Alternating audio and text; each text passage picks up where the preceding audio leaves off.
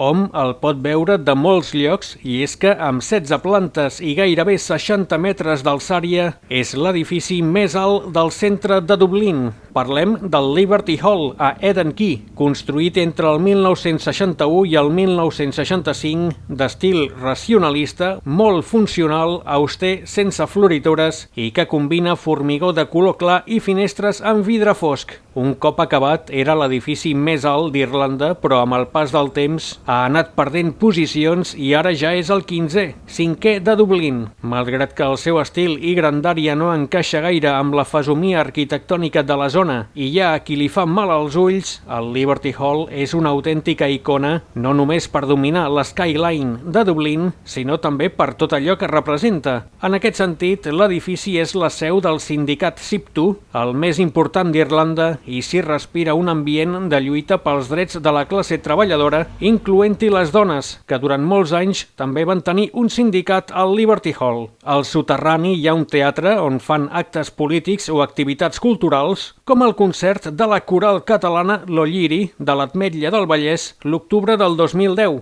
D'altra banda, el fet que sigui tan alt i el compromís social del sindicat SIPTU suposa que, gairebé sempre, hi hagi pancartes de grans dimensions demanant ajuda per als més desafavorits o la fi de conflictes bèl·lics, que van canviant en funció de l'actualitat social i política del moment. I a principi de segle, l'antic Liberty Hall era la seu de l'Irish Citizen Army, que durant la Primera Guerra Mundial hi va penjar un rètol que deia «No servim ni al rei ni al Kaiser, sinó a Irlanda».